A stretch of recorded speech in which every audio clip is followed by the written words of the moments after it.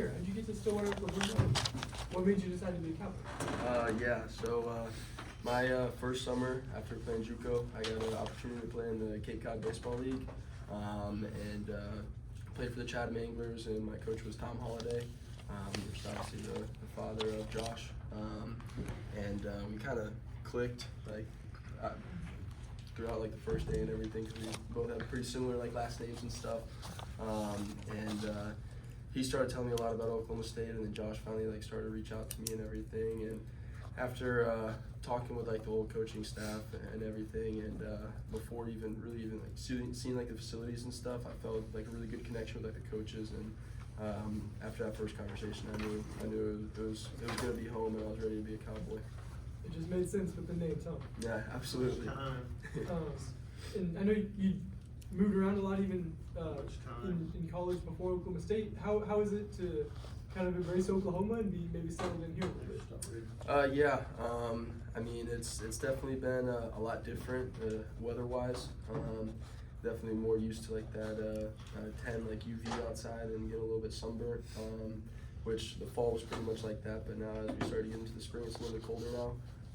But it's definitely just a big change going from JUCO and coming to a big, nice school like this and everything. It's pretty surreal. You come in, and I assume you were back there when Josh was talking about the rotation and figuring out all those things. How do you approach your situation and kind of the role you want to pursue in this staff? You know, when Josh was first recruiting me here, he asked me that same question, and I mean, I'm a big kind of guy that just wants to win, and it doesn't really matter what role I'm in, whatever role he puts me in, whether that's closer, long relief, or a weekend guy. I'm gonna go out there and I'm gonna treat it like it's Game 7 of the World Series and pitch my heart out. What have you thought about the staff? What are kind of your first impressions of the group? It's one of the best pitching staffs I've ever personally been a part of. We got a lot of talent from the left side, from the right side, especially with this guy right here. We're gonna surprise a lot of people, and we may not have the biggest names in our pitching staff, but when we get around to this season, a lot of those names are gonna be big after this year. Drew, similar question to what I just asked him. Do you, and I asked Josh, you know, if you're a bullpen guy or if you're a starter, do you have a preference in how that plays out? Yeah, personally, it doesn't really matter that much to me. I got the chance to kind of work in both positions a little bit last year, so I feel like I'm pretty much comfortable in any situation that they decide to throw me in. So we're just going to trust whatever decisions they make and roll from there, and yeah, just embrace whatever role they decide they want to put me in.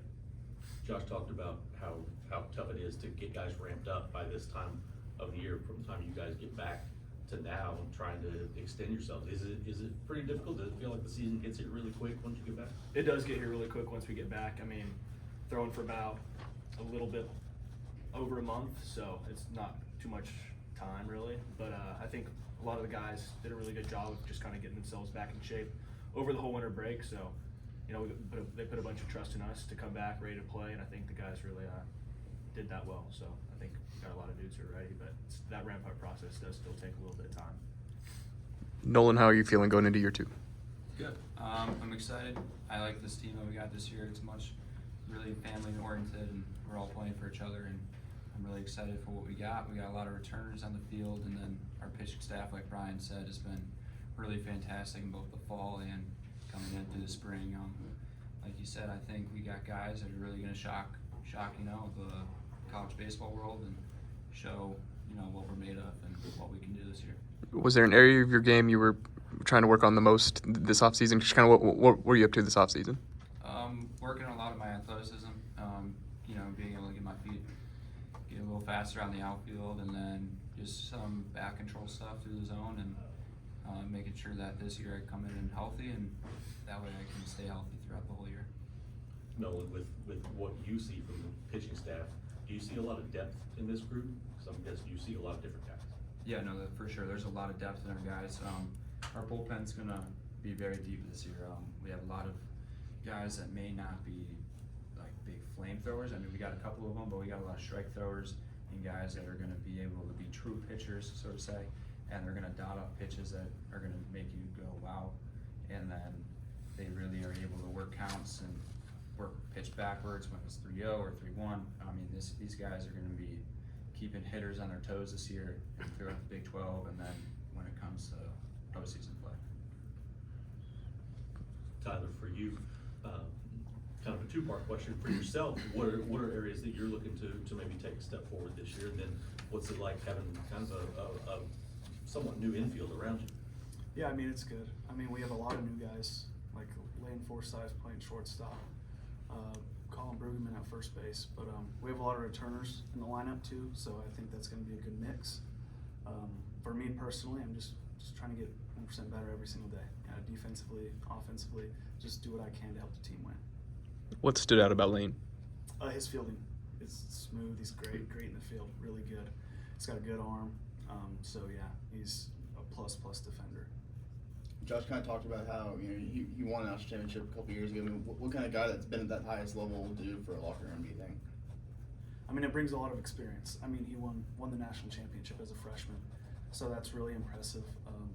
He can just bring that to the locker room. He can just tell us about his experience and how that team was like and how the chemistry was, and we can kind of try to do the same thing here. For all of you guys, is there somebody on the roster that the fan base maybe doesn't know about yet, but you think they're going to get to know pretty quickly with how good they've been? Crayons. Yeah. Crayons. Watch out for Robert Crayons. Okay. What about him? Yeah, I mean, he's just tough, man. I mean, I'm not even a hitter, and I wouldn't want to face him.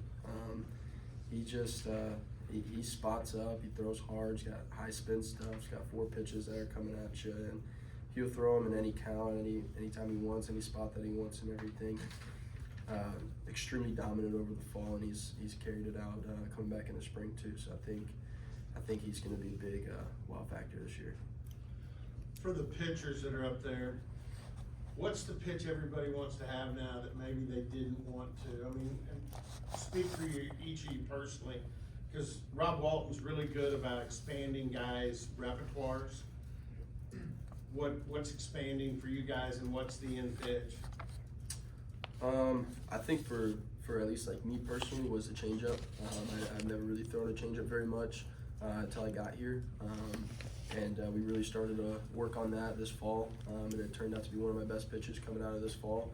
And he's been working with a couple of other guys as well, working on like that changeup and everything, which you would never realize until you start really throwing it like in game how useful it is when you're facing especially lefties or throwing right on right changeups, because people just don't really expect that kind of stuff. Oh yeah, for me I think it'd be a cutter that I've been developing kind of since the last couple months really. Really dove into that, and that's kind of my primary off-speed pitch right now. It's just kind of opened up some new windows with like where I can pitch, how I can pitch to dudes. So that's been a very, very important part of my development these past couple months for sure.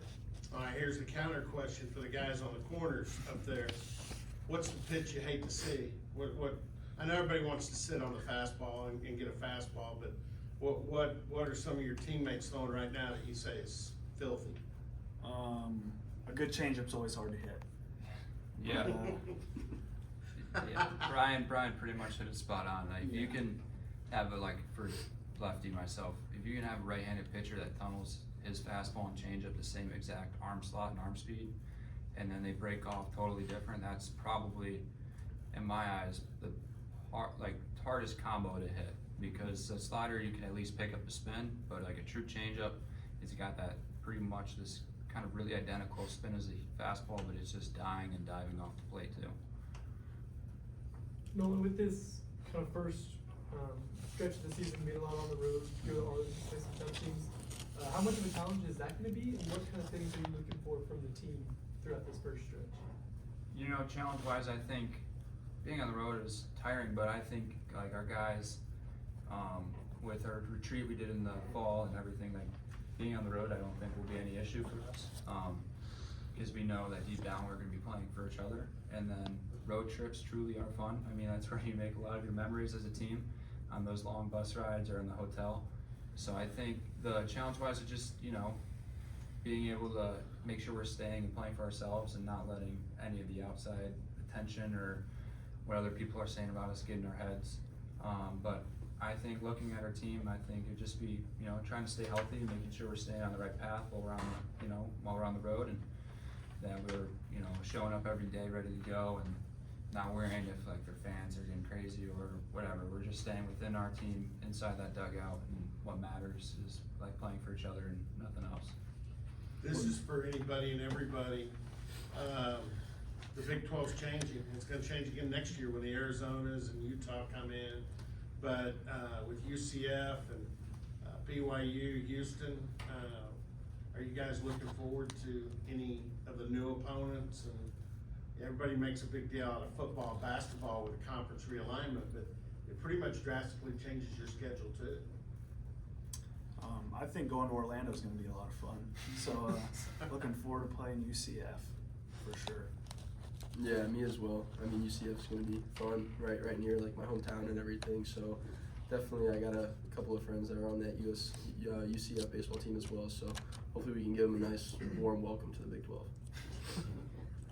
Yeah, y'all about covered it. I know we had a chance to play BYU 2 years ago, so we kind of, it's a little bit familiar. So those other couple teams in like Cincinnati and the rest of them, I think that's just gonna be exciting. Get to experience a new conference. That'll be awesome. Oh yeah, I think those teams coming in, it's really expanding our our conference. Next year we'll be getting the Arizona State, which historically are both great baseball teams. But BYU, like they said 2 years ago, is really good. I mean, we had Jansen Kiesel transfer from there, and he's throwing 98 to 100. So I mean, those teams and those schools have the talent, and they'll be good games, a tough series, but I think it's really going to be beneficial to the Big 12 and then schools like ourselves that we're not just playing quote unquote like a cake schedule. I mean, they're really going to make sure that with the two schools leaving, that we're still going to have a top premier league in the country. What's Charlie been like? You working with him behind the plate? Yeah, a little bit. He hasn't really had the opportunity to catch me this spring since coming back, just because of how the rosters have been and everything. But I mean, he's just a great guy to have around. I think I could speak for everyone when we say he's just a great kid. He's got the respect of all of us, people who have been here for a long time, and all the transfers that have come in. He's a great person to work with behind there for sure.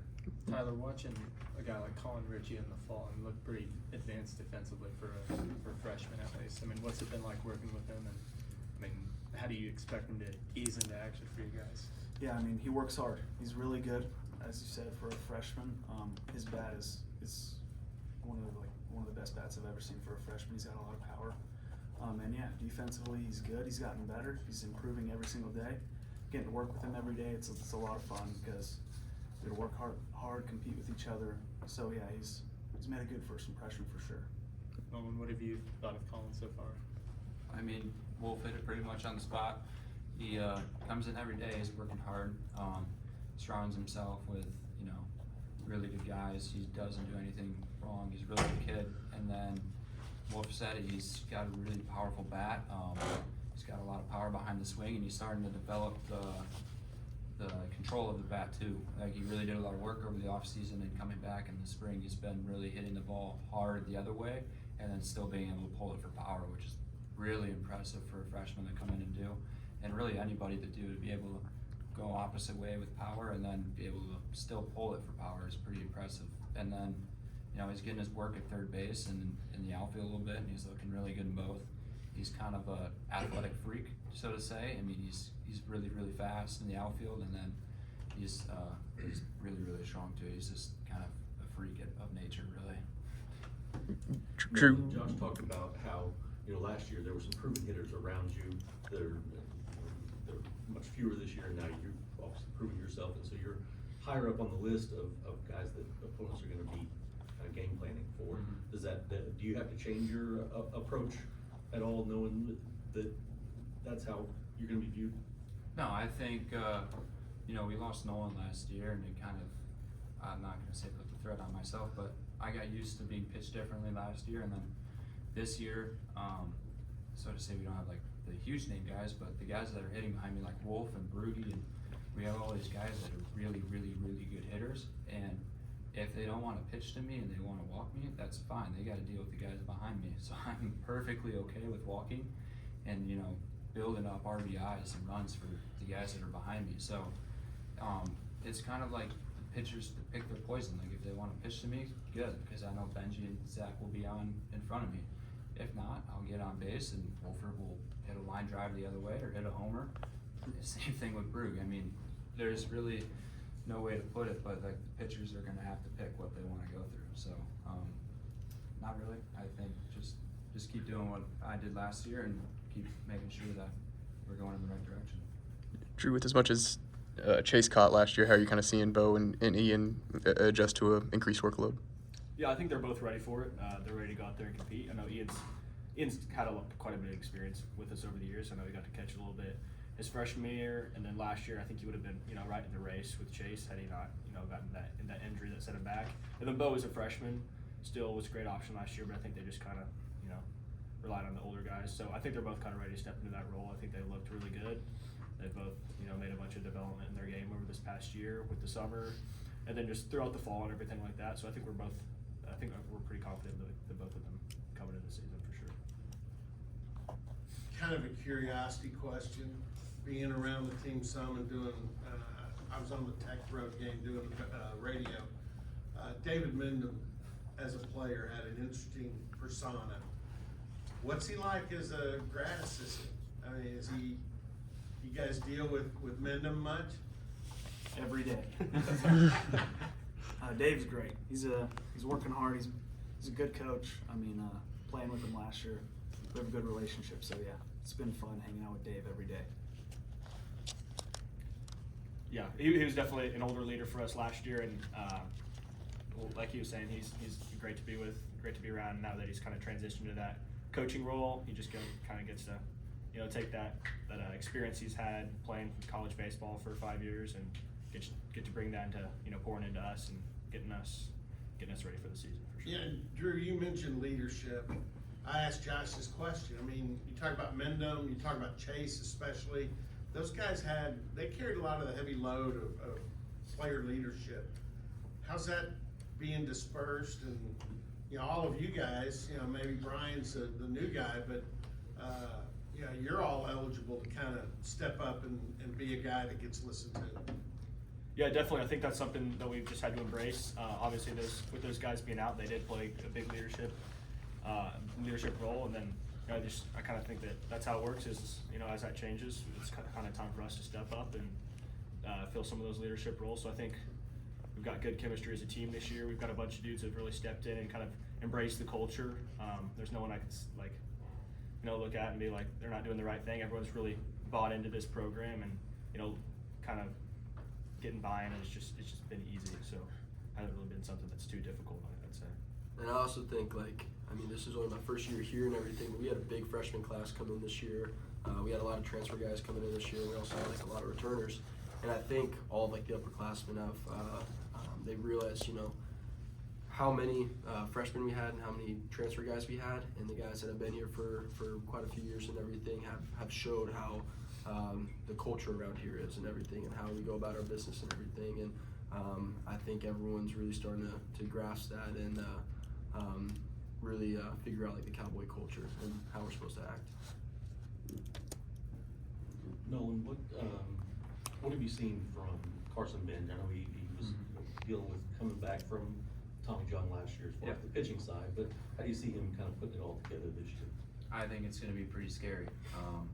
I think the media attention, so to say, isn't giving him enough credit. I think in the fall he was 94 to 95 on the mound, and then his bat is something that I don't think I've seen before.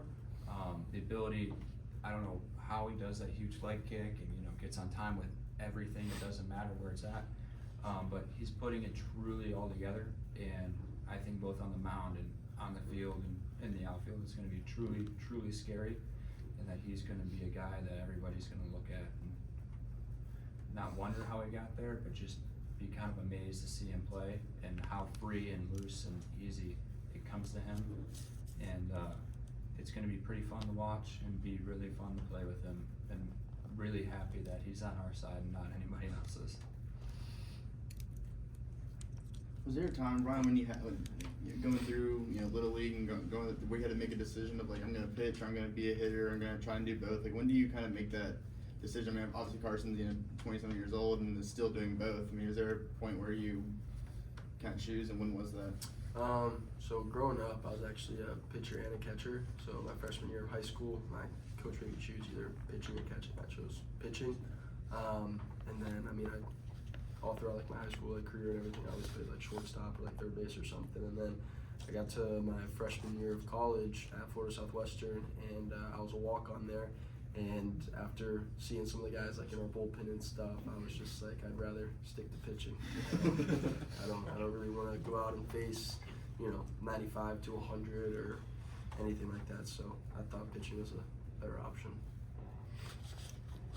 Is that a mullet? I mean, what do you call the club? So I used to have my hair like all grown out, so I had like the sides and everything, and like a long flow. And then after my freshman year, they were like, you gotta switch it up. So they said like freshman haircuts or whatever. So then I ended up shaving up the sides like a little bit, and before it was like a full on mullet, and didn't think it really like looked too well.